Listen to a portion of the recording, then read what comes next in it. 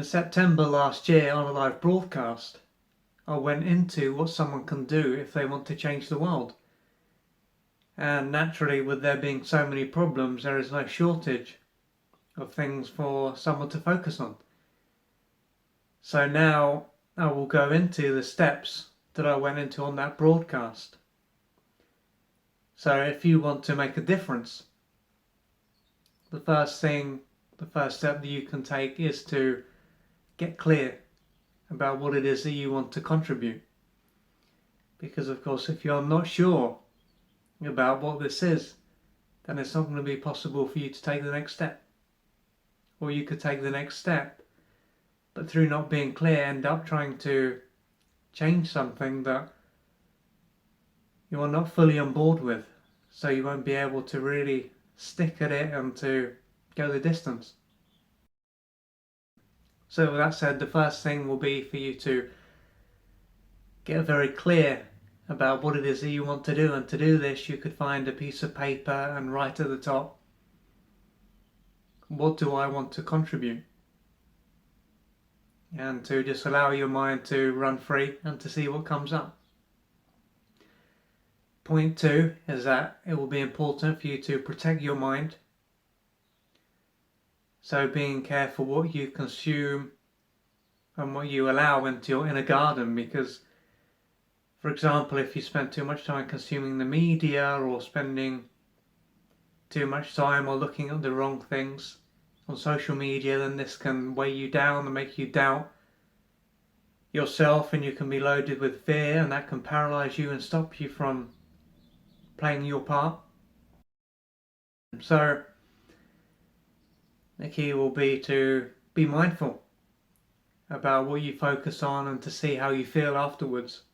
Because if something is draining you, then that will be energy that you can't direct towards what it is that you want to contribute. And number 3 I've got here is to be discerning. So if you were to tell your plans or your goals to the wrong people, then this could of course discourage you and make you question if you can do it or if you have what it takes or things like that. So being very discerning when it comes to who you share your vision with, because through sharing it of course with the right person, they can give you some valuable feedback and grounded encouragement. So they're not necessarily going to pump up your ego, but they can be there and to truly support you. And again, through this support, it will allow you to make more of a difference. And number 4, I've got motivation. So during the tough times, you can focus on why you are doing this and what this will allow you to do. Because as they say, motivation doesn't last, but discipline does. And of course, discipline, when something is important enough to us, we find the time to do it. So when you are clear about your values, going back to step 1, then when things don't go to plan and you doubt yourself, for example, then you can focus on those values and to continue once you've dusted yourself off, so to speak. And number 5, I've got inner work. And this will be a time when you will look into why you want to change something, because what we see out there is a reflection of us. So if we were to change and to resolve certain parts of ourselves, we might no longer see it externally. And this comes down to the fact that we don't live in the world, we live in the mirror. So through changing yourself, that's going to allow you to get clear about why you want to do something again, coming back to step 1. Because if you are in a bad way, for example, and you've got a certain challenge with something, perhaps there's people who are controlling or people who are abusive, for example, then you will see or people who are neglectful, then you will see and experience those things externally. And number 6, this comes down to the fact that separation is an illusion. This is something that our mind and our eyes create, so we see ourselves as just an observer of what is going on around us and this person and that person. But coming back to what I said, as the world is our mirror, it is always mirroring back not only what is going on in our conscious mind, but also what is taking place in our unconscious mind. So even though we might not see the connection between what is going on in our mind and externally, it doesn't mean that there isn't a connection. It could be because something that has been pushed down into the unconscious is then being mirrored back. But of course, it takes a certain amount of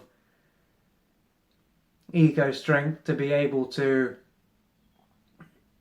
see the connection, because without that ego strength, then it will be normal to externalize and to blame others and to see the problem as being out there, because to acknowledge something without this inner strength will be too painful.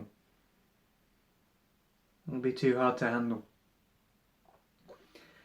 And number 7, I've got here saving and rescuing, and this comes back to the points that I've just made, is that if someone, for example, has a part of themselves that basically needs to be saved, that is not in a good way, and they're out of touch with this part of them, then they can project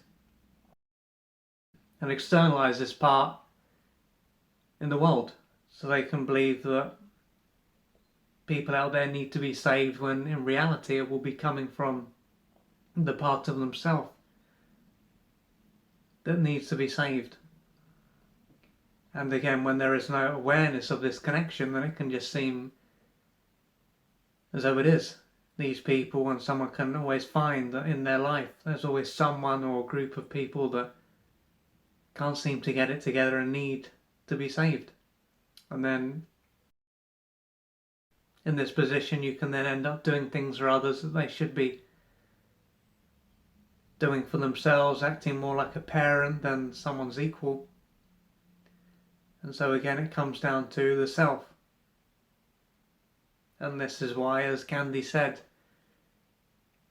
be the change you want to see in the world. But of course, trying to change the world is a lot easier than going within and working through our own wounds. Because when we go within, it will of course be painful, we won't get much approval. But when we go without and try to fix and change the world, we can get a lot of approval, and we can feel exhilarated and even virtuous. And number 8, I've got here the Horopono technique, which is an ancient Hawaiian or kahuna, I think it's Hawaiian prayer, and it basically goes like this: I'm sorry, please forgive me, thank you, I love you. And through saying this over and over again throughout your day, or just find someone or something to focus on, then just keep saying this, you can find that this external situation will gradually change.